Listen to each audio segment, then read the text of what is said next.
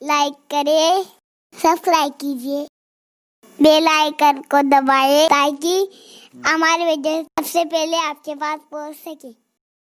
یہ وضو جو ہے وہ نصف ایمان ہے، وضو کرنا نصف ایمان ہے اور مسواک کرنا یہ نصف وضو ہے۔ اسی طرح مولائے کائنات سیدنا علی کرم اللہ تعالی وجہہ الکریم فرماتے ہیں کہ مسواک کو لازم پکڑو، کیونکہ مسواک کرنے سے انسان کا قوت حافظہ بڑھتا ہے اور نسیان کا مرض یعنی بھولنے کی بیماری دور ہوتی ہے اور اس سے بلغم بھی دور ہوتا ہے۔ اسی طرح فرمایا عام طور پر بہت سارے لوگ یہ چاہتے ہیں کہ جب وہ گفتگو کرے تو اس کی زبان سے خوبصورت الفاظ نکلے اور اس کے اندر جو ہے وہ بولنے کا ایک سلیقہ ہو کہ اس کے الفاظ موتی کی طرح پروئے ہوئے ہوں، یہ زبان میں تاثیر ہو، جب وہ گفتگو کرے تو اس کی باتوں کا لوگوں پر اثر ہو اور اس کے اندر جو ہے وہ فصاحت و بلاغت ہو۔ تو حضرت سیدنا ابو ہریرہ فرماتے ہیں کہ مسواک کرنے سے اللہ تعالیٰ انسان کی زبان میں فصاحت و بلاغت پیدا فرماتا ہے اور زبان کی گرہ کھلتی ہے مسواک کی برکت سے۔ پھر اسی پر بس نہیں، حضرت سیدنا ابو درداء رضی اللہ تعالیٰ عنہ فرماتے ہیں مسواک کو لازم پکڑو، مسواک کرنے میں غفلت مت کرنا، کیونکہ مسواک کی برکت سے اللہ راضی ہوتا ہے اور مسواک کرنے والے کو اللہ تعالیٰ کشادگی کے ساتھ دولت عطا کرتا ہے۔ یعنی کہ اگر مالدار بننا ہے، یعنی دیکھیے بظاہر دیکھنے میں ایک لکڑی ہے، لیکن چونکہ وہ حضور اکرم صلی اللہ علیہ وآلہ وسلم کی سنت ہے اور سنت کے زمرے میں وہ آ گئی ہے، اگر کوئی لکڑی سمجھ کر کرے تو اس کو کچھ ملنا ہی نہیں ہے، لیکن اگر محبوب کی سنت سمجھ کر کر رہا ہے، حبیب پاک نے کیا، محبوب نے کیا، اس لیے کر رہا ہے، تو کیا برکتیں ہیں۔ ایک تو یہ کہ مسواک کرنے سے اللہ راضی ہوتا ہے۔ میں سمجھتا ہوں اگر کوئی اور فضیلت نہ بھی ہو، اس سے بڑی فضیلت کیا ہے کہ اللہ راضی ہوتا ہے، مسواک کرنے والے سے اللہ راضی ہوتا ہے اور پھر مسواک کرنے والے کو اللہ دولت مند کر دیتا ہے، دولت سے مالا مال کر دیتا ہے، اس کے رزق میں کشادگی پیدا فرماتا ہے اور اس کے منہ سے بدبو دور ہوتی ہے، منہ میں خوشبو پیدا ہوتی ہے، مسوڑے جو ہے وہ اس کے مضبوط ہوتے ہیں اور درد سر، عام طور پر بہت سارے لوگ کہتے ہیں میرے سر میں ہمیشہ درد رہتا ہے، کوئی کہتا ہے میرے آدھے سر میں درد رہتا ہے، اس کے لیے لوگ تعویذات، وظائف اور کیسے کیسے تیل استعمال کرتے ہیں۔ حضرت سیدنا ابو درداء رضی اللہ تعالیٰ عنہ روایت بیان کر رہے ہیں کہ مسواک کی برکت سے درد سر کو بھی سکون ملتا ہے، اسی طرح دانتوں کا درد بھی دور ہوتا ہے اور حضرت ابو درداء رضی اللہ تعالیٰ فرماتے ہیں چہرہ نورانی ہوتا ہے مسواک کی برکت سے اور اللہ تعالیٰ دانتوں کی چمک میں اضافہ فرماتا ہے۔ اور اس سے اور بڑی بات فرمایا کہ مسواک کرنے والے سے فرشتے مصافحہ کرتے ہیں۔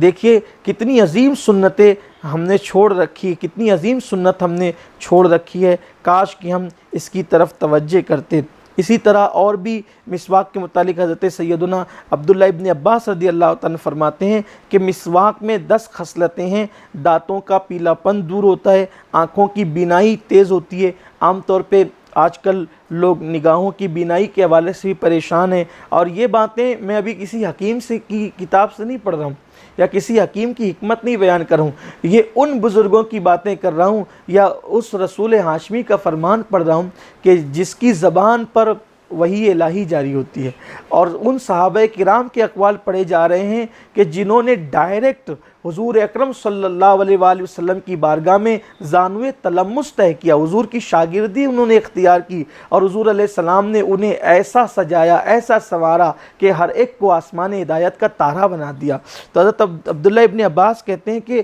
مسواک کی 10 خصلتیں، ان میں سے یہ بھی ہے کہ دانتوں کا پیلا پن دور ہوتا ہے، آنکھوں کی بینائی تیز ہوتی ہے، جو انسان کی بینائی کی کمزوری ہے وہ ختم ہوتی ہے، مسوڑے مضبوط ہوتے ہیں، منہ صاف رہتا ہے، ملائکہ خوش ہوتے ہیں، اللہ راضی ہوتا ہے، سنت کا اتباع بھی اس کے اندر ہے اور نماز کے ثواب میں اضافہ بھی ہوتا ہے اور مسواک کرنے والوں کا جسم اللہ تندرست اور مضبوط فرما دیتا ہے۔ اسی طرح یہ بھی فرمایا کہ کتنی بڑی بات ہے، اب اس سے اور بڑھ کر ام المومنین سیدہ عائشہ صدیقہ رضی اللہ تعالیٰ عنہ فرماتی ہیں کہ مسواک کے بارے میں اللہ کے رسول علیہ السلام سے میں نے سنا کہ مسواک میں موت کے سوا ہر مرض سے شفا ہے۔ یعنی انسان اگر تمام امراض سے شفا چاہتا ہے، موت کے سوا ہر مرض سے شفا ہے مسواک کے اندر۔ اللہ اکبر۔ اسی لیے ہمارے اسلاف نے، بزرگوں نے مسواک سے کتنی محبت کی۔ اللہ اکبر۔ امام عبد الوہاب شعرانی رحمۃ اللہ تعالی علیہ اپنی کتاب میں یہ واقعہ نقل کرتے ہیں کہ ہمارے سلسلہ قادریہ برکاتیہ کے ایک بہت بڑے بزرگ ہیں جن کا نام ہے حضرت سیدنا شیخ ابو بکر شبلی رحمۃ اللہ تعالی۔ یہ شیخ ابو بکر شبلی رحمۃ اللہ علیہ مرید ہیں سید الطائفہ حضرت جنید بغدادی کے، اور وہ مرید ہیں حضرت سیدنا سری سختی کے، اور وہ مرید ہیں حضرت سیدنا معروف کرخی کے، اور وہ مرید ہیں سیدنا امام علی رضا کے، اور وہ مرید ہیں حضرت سیدنا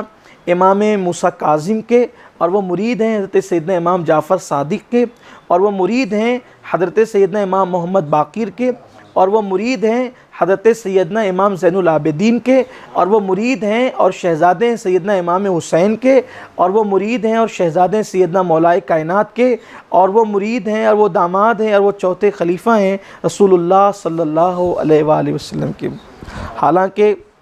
جو حضور اکرم صلی اللہ علیہ وآلہ وسلم کی جو باطنی روحانی خلافت ہے، یعنی کہ حضور اکرم صلی اللہ علیہ وسلم سے جو طریقت کا سلسلہ چلا ہے، سلسلہ طریقت، تو حضور اکرم صلی اللہ علیہ وآلہ وسلم کے بعد سلسلہ طریقت میں ڈائریکٹ مولائے کائنات کرم اللہ تعالی وجہ الکریم کا نام ہے،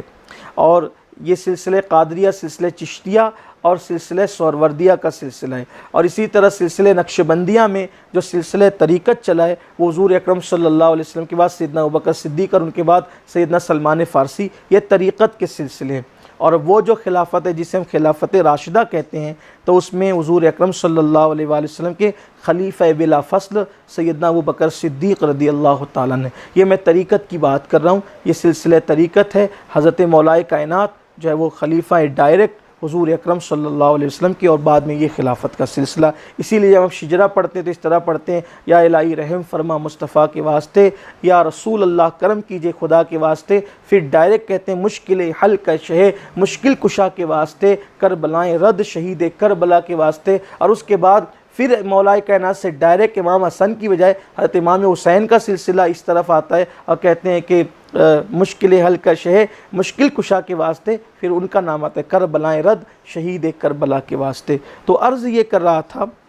کہ سیدنا شیخ ابو بکر شبلی رحمۃ اللہ تعالی علیہ کا سلسلہ طریقت میں نے بیان آپ کے سامنے کیا۔ تو سیدنا شیخ ابو بکر شبلی رحمۃ اللہ تعالی علیہ، آپ کو وضو کرنا تھا، وضو کی حاجت تھی آپ کو، اس وقت آپ کے پاس مسواک نہیں تھی،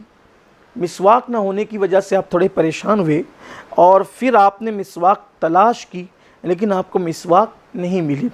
پھر اس کے بعد ایک شخص آیا اور اس نے کہا کہ میں مسواک دوں گا آپ کو، لیکن یہ مسواک ہے مہنگی۔ تو فرمایا کہ کتنے میں دو گے؟ تو کہا کہ 1 دینار یعنی سونے کے سکے میں، 1 سونے کا سکہ مجھے دو، اس کے بدلے میں آپ کو مسواک دوں گا۔ آپ نے وہ مسواک لی، اور مسواک لینے کے بعد آپ نے مسواک کی، تو ساتھ میں جو لوگ موجود تھے ان میں سے کسی شخص نے یہ بات کہی کہ حضرت آپ نے مسواک کے لیے 1 سونے کا سکہ خرچ کر ڈالا، اتنی مہنگی مسواک آپ نے خرید لی، کیا اتنی مہنگی بھی کوئی مسواک خریدتا ہے؟ تو آپ نے جواب دیا کہ یہ دنیا اور اس کی تمام چیزیں اللہ کے نزدیک مچھر کے پر کے برابر بھی حیثیت نہیں رکھتی۔ اگر قیامت کے دن اللہ نے مجھ سے پوچھ لیا کہ ابو بکر شبلی، ایک طرف مہنگی مسواک تھی اور دوسری طرف میرے محبوب کی سنت تھی، یعنی ایک طرف سونے کا سکہ تھا اور دوسری طرف محبوب کی سنت تھی، تو تو نے مال کی خاطر میرے حبیب کی سنت کو ترک کر دیا، تو میں اللہ کی بارگاہ میں کیا جواب دوں گا؟ اس لیے میرے نزدیک اگر اس سے مہنگی بھی مسواک ملتی تو میں اس کو خریدتا اور استعمال کرتا۔ اور پھر آپ نے پوچھنے والے سے فرمایا کہ تمہارا یہ حال ہے اور تمہارا یہ خیال ہے کہ اگر آدھے دینار میں بھی کوئی تم کو مسواک دے تو تم مسواک تو نہیں لوگے، اور مسواک کی سنت تم چھوڑ دو گے، تم غفلت کرو گے، اور پھر اس کے باوجود تم اللہ کا ولی ہونے کا دعویٰ کرتے ہو۔ فرمایا کہ یہ عاشقوں کا کام نہیں ہے، خدا کی عزت کی قسم، جو عشق رسول کا دعویٰ کرے اور سنت رسول کو ترک کرے تو مطلب یہ ہے کہ یہ دعوے کی کوئی دلیل نہیں ہے، اس لیے کہ دعویٰ جو ہے وہ دلیل طلب ہوتا ہے۔ تو میرے پیارے آقا صلی اللہ علیہ وآلہ وسلم کے پیارے دیوانوں، ہمارے اسلاف نے سنتوں کا اتنا خیال کیا، اور اس کے بعد سب سے بڑی برکت مسواک کی یہ ہے، سبحان اللہ، جس کو بہار شریعت میں صدر الشریعہ بدر الطریقہ مولانا امجد علی اعظمی رحمۃ اللہ تعالیٰ علیہ نے لکھا ہے، فرماتے ہیں کہ جو شخص مسواک کرنے کا عادی ہوگا، جو شخص مسواک کرنے کا عادی ہوگا، اللہ تبارک و تعالیٰ اس کو مرتے وقت کلمہ نصیب فرمائے گا اور اس کا خاتمہ ایمان پر ہوگا۔ آپ اندازہ کریں کہ اس سے بڑی اور کیا نعمت چاہیے، اس سے بڑی اور کیا برکت چاہیے کہ جو شخص مسواک کرے اللہ تعالیٰ اسے کلمہ پڑھتے پڑھتے موت عطا فرمائے۔ اور یاد رکھنا، ایمان والی موت سب کو نصیب نہیں ہے، ہم کتنا ہی عمل کر لے، کتنا ہی عمل کر لے، بلکہ اللہ اکبر، ہمارے اسلاف بزرگان دین رضوان اللہ تعالیٰ علیہ مجمعین تو انتقال سے چند سیکنڈ پہلے تک بھی اسی فکر میں رہتے تھے، پتہ نہیں میرا خاتمہ ایمان پر ہوگا یا نہیں۔ آج ہم بہت غافل ہیں، غفلت بے حد کر رہے ہیں۔ ہم نے تو بڑی بڑی باتیں کرنی ہے، بڑے بڑے دعوے کرنا ہے، کیا کبھی ہم نے ایمان پر خاتمے کی فکر بھی کی ہے؟ آئیے اپنی گفتگو کو اختتام پر پہنچاتے ہوئے میں آخری میں یہ بات عرض کرتا ہوں کہ مسواک کرنے والوں کے لیے کتنی سعادت کی بات ہے کہ ان کو بشارت دی اللہ کے رسول علیہ الصلاۃ والسلام نے کہ ایمان پر خاتمہ ہوگا اور زبان پہ کلمہ جاری ہوگا جو حضور کی سنت سمجھ کر عشق رسول میں جو ہے وہ مسواک کا پابند ہو۔ لیکن یاد رکھیے، یہ بڑے سے بڑا عمل بھی جو ہے وہ انسان کے لیے یہ گارنٹی کا سبب نہیں بن سکتا کہ اس کا خاتمہ ایمان پر ہو، لیکن قربان جائیں حضور کے کرم پر کہ اللہ کے رسول صلی اللہ علیہ وآلہ وسلم نے مسواک کرنے والے کو ایک کلمے کی بشارت دی ہے۔ اس سلسلے میں جو ایک واقعہ یاد آتا ہے جو بہت عبرت والا ہے، آدمی تہجد پڑھے اور بھی بڑے بڑے کام کرے لیکن ایمان پر خاتمے کی کوئی گارنٹی نہیں ہے، اور آج کل ہم ایمان پہ خاتمے کے حوالے سے بڑے بے فکر ہیں کہ اس سلسلے میں لکھا گیا ہے کہ حضرت سیدنا امام احمد ابن حنبل رضی اللہ تعالیٰ، جن کو حضور غوث الاعظم دستگیر پیران پیر شیخ عبد القادر جیلانی رضی اللہ تعالیٰ نے اپنا امام کہا، فرمایا وہ میرے امام ہیں، اور آپ جو ہے وہ آپ کے سوانح نگاروں نے لکھا ہے کہ حضور غوث پاک رضی اللہ تعالیٰ سیدنا امام احمد ابن حنبل رضی اللہ تعالیٰ کے مقلد تھے اور آپ ان کی تقلید فرماتے تھے۔ یہ امام احمد ابن حنبل کی شان ہے۔ جب حضرت سیدنا امام احمد ابن حنبل رضی اللہ تعالیٰ کے وصال کا اور ان کے انتقال کا وقت قریب آیا تو اس وقت امام احمد ابن حنبل جو ہے نزا کی کیفیت میں تھے، نزا کے عالم میں تھے۔ حالت نزا میں آپ فرماتے تھے ابھی نہیں، ابھی نہیں، ابھی نہیں، یہ کہتے تھے ابھی نہیں، ابھی نہیں، ابھی نہیں۔ اور یہ جملہ آپ کے بیٹے نے سنا کہ آپ کے سامنے کوئی ہے نہیں اور آپ کیا کہہ رہے ہیں، ابھی نہیں، ابھی نہیں، ابھی نہیں۔ جس وقت بیٹے نے یہ جملے سنے تو عرض کیا، بابا اس وقت آپ نزا کی کیفیت میں ہیں اور یہ ابھی نہیں، ابھی نہیں، یہ آپ کیا کہہ رہے ہیں؟ دل کے کانوں سے کاش کہ ہم سب سنیں اور اللہ ہم سب کے حال پہ رحم فرمائے۔ تو سیدنا امام احمد ابن حنبل جو معمولی ہستی نہیں ہے، ائمہ مجتہدین میں سے ایک، 4 ائمہ مجتہدین جن پر پوری امت کا اجماع ہے، اتفاق ہے کہ ان چاروں میں سے کسی ایک کی تقلید ایک وقت میں کرنے کے حوالے سے ہمارے بزرگوں نے ہمیں نصیحت فرمائی، بلکہ اس کا وجوب بیان فرمایا اور فرمایا کہ جو چاروں اماموں میں سے کسی ایک کی ایک وقت میں تقلید نہ کرے وہ شخص گمراہ ہے اور وہ اہل سنت سے خارج ہے، یہاں تک کہ تاکید فرمائی۔ تو یہ ائمہ اربعہ میں سے 4 ائمہ میں سے ایک ہے امام احمد ابن حنبل۔ اور فتنہ خلق قرآن جو اٹھا تھا کہ قرآن کو جب مخلوق کہا جا رہا تھا تو اس وقت تو مامون جیسے بادشاہ کو جس نے دھول چٹائی تھی وہ حضرت امام احمد ابن حنبل تھے، بلکہ جب آپ کو کوڑے لگائے جا رہے تھے اور آپ کا تہبند کھل گیا تو غیبی ہاتھ نے آپ کے تہبند کی حفاظت فرمائی۔ یہ مرتبہ، یہ مقام اللہ کی بارگاہ میں ہے سیدنا امام احمد ابن حنبل کا، وہ ہستی کہ جس کا تہبند کھل جائے تو غیبی ہاتھ جس کے تہبند کو باندھ دے۔ جب نزا کی کیفیت میں وہ کہہ رہے تھے کہ ابھی نہیں، ابھی نہیں، ابھی نہیں، تو اس وقت بیٹے نے پوچھا، بابا اس وقت آپ ابھی نہیں کا جواب کس کو دے رہے ہیں؟ تو امام احمد ابن حنبل نے فرمایا بیٹا تم بھی عجیب ہو، اس وقت سوال کرنے کی پوزیشن نہیں ہے، سوال و جواب کے حالات نہیں ہے، لیکن چونکہ تم نے مجھ سے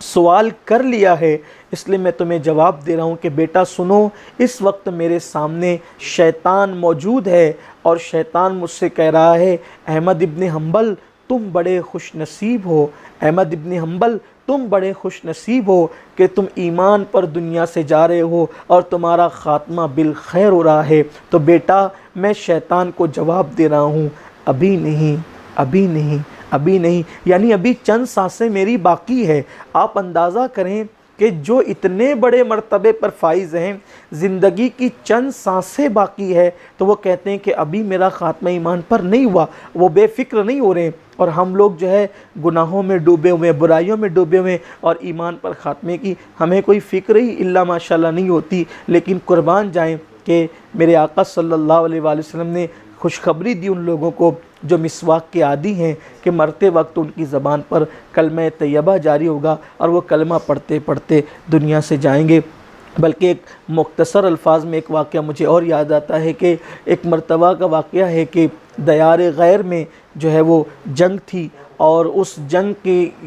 کی فتح میں جو ہے وہ تاخیر ہو رہی تھی۔ امیر المومنین سیدنا فاروق اعظم خلیفہ دوم رضی اللہ تعالیٰ عنہ کو خط لکھا گیا کہ جو ہے وہ کافی کوششوں کے باوجود بھی ہم جنگ جیت نہیں پا رہے ہیں، تو کیا کیا جائے، آخر کیا وجہ ہو سکتی ہے کہ ہم جنگ جیت نہیں پا رہے ہیں؟ تو اس وقت امیر المومنین نے جو ہے وہ فرمایا یا تو تم جنگ اللہ کی رضا کے لیے نہیں کر رہے ہو، تمہاری نیتوں میں کوئی کھوٹ یا فتور آ گیا ہے، یا پھر تم اپنے نبی صلی اللہ علیہ وآلہ وسلم کی کوئی سنت کو ترک کر رہے ہو۔ جب یہ خط پہنچا گورنر کے پاس یا جو ہے وہ فوج کے سپہ سالار کے پاس، تو انہوں نے خوب غور کیا اور مجلس مشاورت منعقد کی اور کہا کہ امیر المومنین نے دو چیزوں کی طرف ہماری توجہ دلائی، یا تو نیتوں میں خلوص نہ رہا یا تو سنت سے رشتہ ٹوٹ گیا، بتاؤ کیا ہے؟ تو کہا کہ نیتوں میں تو کوئی فتور نہیں ہے،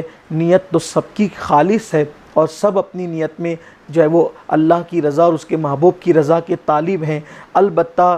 جنگ کی ہمہ ہمی اور جنگ کی ہنگامہ آرائیوں میں ہم نے اپنے نبی صلی اللہ علیہ وآلہ وسلم کی ایک سنت جسے مسواک کہتے ہیں ہم نے چھوڑ دیا، یعنی وہ چھوڑ نہیں دیا بلکہ وہ جنگ کی ہمہ ہمی میں چھوٹ گئی، جنگ کی ہمہ ہمی میں چھوٹ گئی۔ آپ اندازہ کریں، پھر اس کے بعد سپہ سالار نے کہا اب کل جنگ بعد میں ہوگی، پہلے مسواک کی جائے گی اور مسواک کے بعد پھر کوئی کارروائی ہوگی۔ قربان جائیں، جب یہ اعلان ہوا تو پھر صحابہ کرام اور مجاہدین اسلام لکڑیاں کاٹ کر کے پھر مسواک کی طرف متوجہ ہوئے، اور جب وہ وضو کر رہے تھے تو وضو سے پہلے جب انہوں نے مسواک کیا، سامنے کی طرف سے جو مخالفین کا دشمنوں کا لشکر تھا ان لوگوں نے اپنے جاسوسوں کو بھیجا کہ جاؤ، کئی دن سے مسلمان جو ہے وہ جنگ کر رہے ہیں، آج ان کی تعداد کتنی ہے، ان کا طریقہ کار کیا ہوگا، ذرا جا کر دیکھو۔ جب انہوں نے دیکھا تو مسلمان مسواک کر رہے تھے اور وہ سمجھ نہ سکے، اور واپس آ کر انہوں نے کہا مسلمان لڑتے لڑتے جو ہے اب اس قدر جو ہے وہ غصے میں آ گئے ہیں، نتیجہ نہ سامنے آنے کی وجہ سے اتنے بپھر گئے ہیں کہ وہ کل تک تلواروں سے، نیزوں سے اور بھالوں سے جنگ کر رہے تھے، لیکن مسلمان اب اپنے دانتوں کو لکڑیوں سے تیز کر رہے ہیں، اب وہ شاید ہتھیار استعمال نہیں کریں گے بلکہ اب وہ تمہیں کچا چبا جائیں گے، اگر اپنی فلاح اور صلاح چاہتے ہو تو یہاں سے بھاگ جاؤ۔ ان باتوں پر کا ایسا روب بیٹھا کہ دشمن سامان چھوڑ کر کے سر پر پاؤں رکھ کر کے گویا کہ بھاگ گیا، اور مسلمان ہتھیار اٹھائے بغیر صرف مسواک جیسی سنت کی برکت سے جو ہے انہوں نے جنگ جیت لی۔ جو جنگ طاقت کے بل پر نہ جیتی جا سکی وہ سنت رسول پر عمل کی برکت سے جیتی گئی۔ گویا کہ ہمیں اشارہ مل رہا ہے، فاروق اعظم بتا رہے ہیں کہ زندگی میں ناکامی اسی وقت ہوتی ہے جب زندگی سے خلوص اٹھ جاتا ہے یا زندگی سے سنت رسول پر عمل کا جذبہ اٹھ جاتا ہے۔ میرے آقا صلی اللہ علیہ وسلم کے دیوانوں، آج ہم اپنی ناکامیوں کے اسباب تلاش کر رہے ہیں کہ ہم ناکام کیوں ہیں، ناکام کیوں ہیں، ناکام کیوں ہیں۔ یاد رکھیے انہوں نے سنت چھوڑا نہیں تھا، بلکہ جنگ کی ہمہ ہمی میں سنت بھول سے چھوٹ گئی تھی تو نتائج دیر سے آئے اور سنت پر عمل کرنے کے بعد آئے۔ ہم نے تو سنت چھوٹی نہیں ہے بلکہ ایک نہیں ساری سنتوں کو ہم نے چھوڑ دیا ہے۔ افسوس، ہیرو کان میں بالی پہن لے تو ہم اس کو پہننے میں شرم نہیں کرتے، ہیرو سر پہ ٹوپی ڈال لے تو ہیرو کی نقل کرنے میں ہم شرم نہیں کرتے، لیکن پیارے حبیب جن سے عشق کا دعویٰ کرتے ہیں، جان سے زیادہ جن سے محبت کا دعویٰ کرتے ہیں، ان کی سنتوں کو ہم نے چھوڑ رکھا ہے۔ نہ چہرے پہ داڑھی کا شوق، نہ سروں پر امامے کا شوق، نہ حضور اکرم صلی اللہ علیہ وسلم کی عظیم سنت مسواک کا شوق، اور بھی دیگر سنتوں کو ہم نے چھوڑ رکھا ہے۔ کاش ہم حضور کی سنتوں کی طرف آتے۔ کمنٹ شیئر ضرور کریے۔